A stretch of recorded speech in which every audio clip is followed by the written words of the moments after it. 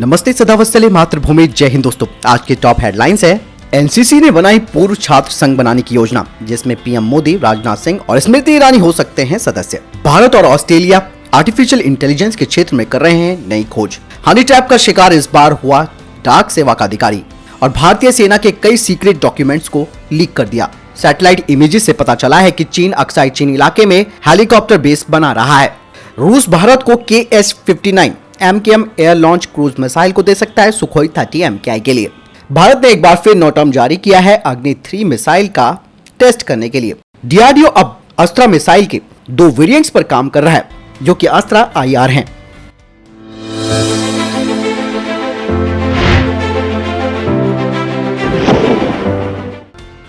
पहली अपडेट की बात करते हैं तो वो KH-59 MKM air launch cruise missile को लेकर आ रही है। रशिया ने कहा कि वो दिसंबर 2021 से KH-59 MKM air launch cruise missile को डिलीवर करने लगेगा, यानी कि उसकी आपूर्ति करने लगेगा, लेकिन उसने किसी देश का नाम नहीं लिया है। लेकिन जो डिफेंस एक्सपर्ट्स हैं वो ये कहते हैं कि वो देश और कोई नहीं, भारत हो सकता है। 930 किलोग्राम की ये मिसाइल Su-30 और MiG-35 फाइटर जेट से दागी जा सकती है और इसकी रेंज है 285 किलोमीटर। और सबसे खास बात यह है, इस KH-59 MKM मिसाइल में ये लो लेवल पर ट्रैवल कर सकती है। मात्र 10 मीटर से ही ये क्रूज हो सकती है और ये 1050 किलोमीटर प्रति घंटे की स्पीड से ट्रैवल कर सकती है। आपको बता दें कि MKM वेरिएंट जो है वो पेनिट्रेट वर्जन है, जिसमें कि सीकर सेक्शन को हटाया गया है और उसकी जगह 360 किलोग्राम का वॉरहेड लगाया गया है, जो कि 3 मीटर की सटीकता के साथ ही हैवी कंक्रीट को भी खत्म कर सकता है। भारत ने नोटम को जारी किया है, जिसके तहत अग्नि 3 का एक्सपेरिमेंटल फ्लाइट टेस्ट किया जा सकता है। ये टेस्ट बंगाल की खाड़ी से किया जाएगा। 3000 किलोमीटर से कम रेंज वाली इस मिसाइल का टेस्ट 23 से 24 सितंबर के बीच किया जा सकता है।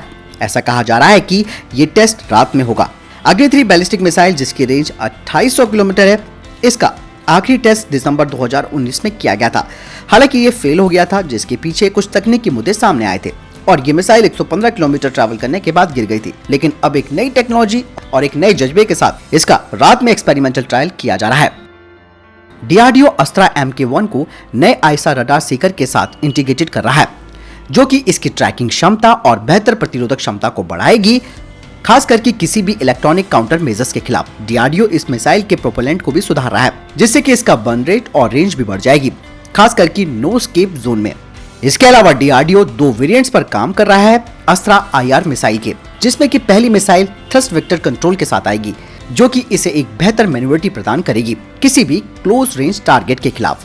वहीं जो दूसरा वेरिएंट है वो डुअल मोड सीकर टेक्नोलॉजी के साथ आएगा, जो कि रडार और इंफ्रारेड का इस्तेमाल करेगा टर्मिनल गाइडेंस स्टेज में। और इन दोनों अस्त्रा IR वेरिएंट की ट्रायल्स 2023 से शुरू हो जाएंगी। वहीं डीआरडीओ ने अस्त्रा MK2 के डिजाइन को भी फाइनल कर लिया है और इसका ट्रायल अगले 2 से 3 महीनों में होने वाला है। यानी कि डीआरडीओ अस्त्रा IR के 2 वेरिएंट्स पर काम कर रहा है। मेधानी ग्रुप ने LCA तेजस और LCH के निर्माण के लिए टाइटेनियम और सुपर एलॉय प्रोडक्ट्स को HAL को डिलीवर किया है। यानी इससे पहले आपको बता दें कि मेधानी ग्रुप ने टाइटेनियम एलॉय पर आधारित एयरफ्रेम पार्ट को, जो कि AMCA के लिए बनाया जा रहा है, उसे डिलीवर किया था HAL को। HAL और मेधानी ग्रुप साथ में मिलकर काम कर रहे हैं, जिसमें कि ये कंपोजिट रॉ मटेरियल को बना रहे हैं। यूएस नेवी ने कहा कि उनके स्पेशल वॉरफेयर सैनिक और भारतीय नौसेना के मरीन कमांडोज और जापानी नेवी के स्पेशल बॉडी यूनिट्स ने मिलकर मारबार ग्रुप में एक स्पेशल ऑपरेशन को अंजाम दिया। इसमें इन स्पेशल फोर्सेस ने mission planning, close quarter battle simulator पर काम किया, साथ ही combat dive operations, maritime strike warfare पर भी काम किया।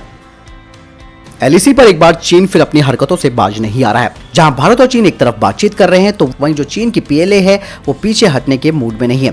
PLA ने एक बार फिर विवादित LAC के अक्साई चीन इलाके में नया हेलीकॉप्टर बेस बनाया है। सैटेलाइट इमेजेस से इस बात की पुष्टि हुई है, जिसमें कि वो नए निर्माण कर रहा है। हालांकि भारत की यहाँ पर पैनी नजर है और भारत इस बात को आने वाली मीटिंग में भी उठा सकता है।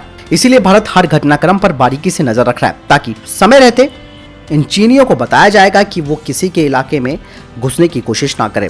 इसीलिए पहले बातचीत होती है, यानी कि बातचीत के जरिए मामले को सुलझाया जाएगा। और अगर नहीं मानता है बातचीत से चाइना, तो ऑब्वियस सी बात है दूसरे ऑप्शन भारत के पास तैयार हैं। दोस्तों, हर बार सेना के जवान ही हनी ट्रैप का शिकार होते थे, लेकिन इस बार इन पाकिस्तानियों ने एक नया दिमाग लगाया और इस दिमाग के तहत उन्होंने डाक सेवा का एक अधिकारी हनी ट्रैप के मामले में फंसा दिया। और इस बंदे ने भी अच्छा खासा जो सीक्रेट डॉक्यूमेंट्स था वो पाकिस्तान को भेज दिया। आपको बता दें कि भारतीय सेना के गुप्त दस्तावेजों की सप्लाई करने के आरोप में रेलवे डाक सेवा के 27 वर्षीय एक अधिकारी को गिरफ्तार किया गया है। इस अधिकारी पर आरोप है कि उसने एक पाकिस्तानी महिला एजेंट्स को डॉक्यूमेंट सप्लाई किए हैं। जांच के बाद मामले में संज्ञान लिया गया और इसके खिलाफ मामला दर्ज कर दिया गया। जांच टीम आरोपी से पूछताछ कर रही है। आरोपी की पहचान भरत भावरी नाम के रूप में हुई है। भारतीय सेना के दक्षिणी कमान और राजस्थान राज्य खुफिया विभाग की मिलिट्री इंटेलिजेंस टीम ने इस मामले में आरोपी को गिरफ्तार किया है। शुरुआती जांच के आधार पर आरोपी अधिकारी हनी ट्रैप का शिकार बताया जा रहा है। खुफिया एजेंसियों ने इस संबंध में जानकारी शेयर करते हुए बताया कि जोधपुर जिले का रहने वाला भवरी 3 साल पहले डाकघर विभाग में पोस्ट हुआ था। जांच एजेंसियों के मुताबिक आरोपी कम से कम 4 महीने पहले एक पाकिस्तानी महिला से फेसबुक के जरिए संपर्क में आया था, जिसके बाद अधिकारी और महिला की फेसबुक पर बातचीत शुरू हो गई। पाकिस्तानी महिला ने अधिकारी को व्हाट्सएप वॉइस कॉल और वीडियो कॉल भी किए और इन कॉल्स के जरिए महिला ने आरोपी को बताया था कि वो पोर्ट ब्लेयर की रहने वाली है और MBBS कर रही है। बात बढ़ी तो बाद में पाकिस्तानी महिला ने धीरे धीरे भारतीय सेना से संबंधित फोटो की अधिकारी से मांग की। यही नहीं, उसने आरोपी से जयपुर में मिलने का अनुरोध भी किया था। एजेंसी ने बताया कि उसने कथित तौर पर आरोपी को अपनी तस्वीरें भी भेजी हैं। हालांकि इस अधिकारी के खिलाफ गोपनीयता अधिनियम 1923 के तहत मामला दर्ज कर दिया गया। ऐसे लोगों को तो दोस्तों उल्टा लटका देना चाहिए, और जो कि लड़कीबाजी हो या फिर हनी ट्रैपिंग हो, उस मामले में ये नहीं समझते कि हम देश की संप्रभुता के साथ कितना बड़ा खिलवाड़ कर रहे हैं। तो इनको उल्टा टांग देना चाहिए भरे बाजार में और सबको बताना चाहिए कि इस तरीके के आरोपी के साथ इस तरीके का दंड दिया जाना चाहिए। अगली अपडेट 2+2 को लेकर आ रही है। अगली अपडेट की बात करते हैं तो वो 2+2 वार्ता को लेकर आ रही है जो भारत और ऑस्ट्रेलिया के बीच में हुई है। भारत और ऑस्ट्रेलिया के बीच 2+2 मंत्री स्तरीय बैठक में भारतीय प्रतिनिधिमंडल का नेतृत्व रक्षा मंत्री राजनाथ सिंह और विदेश मंत्री एस जयशंकर ने किया। पिछले कुछ सालों में दोनों देशों के रिश्तों में काफी नजदीकी आई है। व्यापक रणनीतिक साझेदारी के आधार पर भारत और ऑस्ट्रेलिया के बीच रक्षा संबंधों में महत्वपूर्ण प्रगति हुई है। रक्षा मंत्री राजनाथ सिंह ने कहा कि दोनों ही देश आर्टिफिशियल इंटेलिजेंस और मानव रहित वाहनों के मामले में नए क्षेत्रों की खोज कर रहे हैं। राजनाथ सिंह ने कहा कि ये पार्टनरशिप एक मुक्त, खुले, समावेशी और नियम आधारित हिंद प्रशांत क्षेत्र के साझा दृष्टिकोण पर आधारित है। इस क्षेत्र में शांति, विकास और व्यापार के मुक्त प्रवाह, नियम आधारित व्यवस्था और आर्थिक विकास में ऑस्ट्रेलिया और भारत दोनों ही साझेदार हैं। हम भारत और ऑस्ट्रेलिया के बीच द्विपक्षीय संबंधों में महत्वपूर्ण प्रगति को देखकर काफी खुश हैं। नेशनल क्रेडिट कॉर्प्स अपने पूर्व छात्रों का संघ बनाने की योजना बना रहा है, जिसमें प्रधानमंत्री नरेंद्र मोदी, रक्षा मंत्री राजनाथ सिंह और केंद्रीय महिला एवं बाल विकास मंत्री स्मृति ईरानी शामिल होंगे। ये कहना एनसीसी के महानिदेशक लेफ्टिनेंट जनरल तरुण कुमार आइश का है।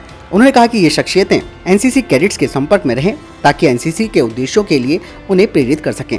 लेफ्टिनेंट जनरल आइश ने कहा कि एक पूर्व छात्र संघ स्थापित करने के पीछे उनका मार्गदर्शन, मदद और कई पहलों को आगे बढ़ाना है। उन्होंने कहा कि नई राष्ट्रीय शिक्षा नीति के तहत एनसीसी को पाठ्यक्रम के हिस्से के रूप में देखना चाहते हैं, क्योंकि युवाओं में इससे जुड़ने का क्रेज है। लेफ्टिनेंट जनरल आइश ने कहा कि ऐसे 5000 कॉलेज हैं जहां एनसीसी को एक विषय के रूप में शामिल किया गया है, लेकिन उनमें से 2100 कॉलेज ऐसे हैं जिन्होंने सामान्य वैकल्पिक विषय के तौर पर इसे स्वीकारा है। आपको बता दें कि रक्षा मंत्री राजनाथ सिंह ने जूनियर और सीनियर दोनों डिवीजनों के लिए पूरी तरह से वित्त पोषण की एक योजना शुरू की है। सेना के शीर्ष अधिकारियों ने कहा कि पूरी तरह से वित्त पोषण योजना बहुत ही लोकप्रिय हुई है और कई कॉलेजों ने इसे स्वीकार कर लिया है। उन्होंने स्कूलों से एनसीसी के जूनियर डिवीजन को स्वीकार करने की अपील की है, जिसे कि 3 महीने पहले शुरू किया गया है। दोस्तों, अफगानिस्तान को लेकर आलोचना झेल रहा है अमेरिका ऑलरेडी, और एक बार फिर उसने अपने एक दोस्त को बीच मझधार में छोड़ दिया और अमेरिका की ये दोस्तों अब आदत भी हो चुकी है। दरअसल अमेरिकी फौज ने सऊदी अरब में तैनात terminal high altitude aerial defence, जैसे कि थार सिस्टम और पैट्रियट सिस्टम कहते हैं, उन्हें हटा दिया है। ऐसे में सऊदी अरब को अब यमन में सक्रिय हूती विद्रोहियों के मिसाइल और ड्रोन हमलों का खतरा बढ़ गया है। हाल ही में एक अर्थ इमेजिंग कंपनी ने सैटेलाइट तस्वीरों का हवाला दिया और कहा कि अमेरिका ने सऊदी अरब से अपने मिसाइल डिफेंस सिस्टम को हटा दिया है। पैनेट्स लैब्स की सैटेलाइट तस्वीरों से पता चलता है कि रियाद से लगभग 115 किलोमीटर दूर स्थित एक सैन्य फैसिलिटी प्रिंस सुल्तान एयरबेस के रनवे से एयर और मिसाइल रक्षा प्रणालियों को हटा दिया गया है। 2019 के अंत में अमेरिका ने सऊदी अरब से अपने एडवांस एयर डिफेंस सिस्टम और कई हजार अमेरिकी सैनिकों को तैनात किया था। उस समय हूती विद्रोहियों के सऊदी अमरको कंपनी के ऊपर किए गए हमलों के कारण तेल का उत्पादन घट गया था। इस कारण पूरी दुनिया में तेजी से कीमतों में इजाफा देखने को मिला था। अमेरिकी रक्षा मंत्रालय पेंटागन के प्रवक्ता जॉन किर्बी ने पुष्टि करते हुए बताया कि सऊदी अरब से कुछ एयर डिफेंस सिस्टम को दूसरी जगहों पर तैनात किया गया है। हालांकि उन्होंने इस मामले को लेकर कोई ज्यादा जानकारी नहीं दी है। उन्होंने ये भी नहीं बताया कि अमेरिका ने कौन से एयर डिफेंस सिस्टम को हटाया है और उन्हें कहां भेजा है। सऊदी रक्षा मंत्रालय ने वाशिंगटन के साथ रियाद के मजबूत लंबे समय तक और ऐतिहासिक संबंधों की सराहना करते हुए हथियारों की तैनाती को हटाए जाने के महत्व को खारिज कर दिया है। उन्होंने जोर देकर कहा कि सऊदी अरब की सेना अपनी भूमि, समुद्र और हवाई क्षेत्र की रक्षा करने और अपने लोगों की स्वतंत्र रूप से रक्षा करने में सक्षम है। आपको बता दें कि पैट्रियट एडवांस कैपेबिलिटी 3 मिसाइल इस समय पूरे America, Germany, Greece, Israel, Japan, Kuwait, Netherland, Korea, Poland, Sweden, Qatar, संयुक्त अरब अमीरात, रोमानिया, स्पेन और ताइवान की सेना में शामिल है। 2003 के इराक युद्ध के दौरान अमेरिकी सेना ने पैट्रियट मिसाइल सिस्टम को तैनात किया। कुवैत में तैनात इस मिसाइल डिफेंस सिस्टम ने दुश्मनों की कई मिसाइलों को हवा में नष्ट कर दिया था। हालांकि इसके पीछे भी अमेरिका की कोई रणनीति होगी और शायद बहुत कुछ छिपा है इस सब चीज के पीछे, वो तो आने वाले समय में पता चलेगा। तो दोस्तों ये थे अभी तक के टॉप डिफेंस और स्पेस अपडेट। वीडियो के संबंध में कोई प्रश्न, जवाब या आपको कोई सवाल है, कमेंट सेक्शन में लिखकर जरूर पूछ सकते हैं।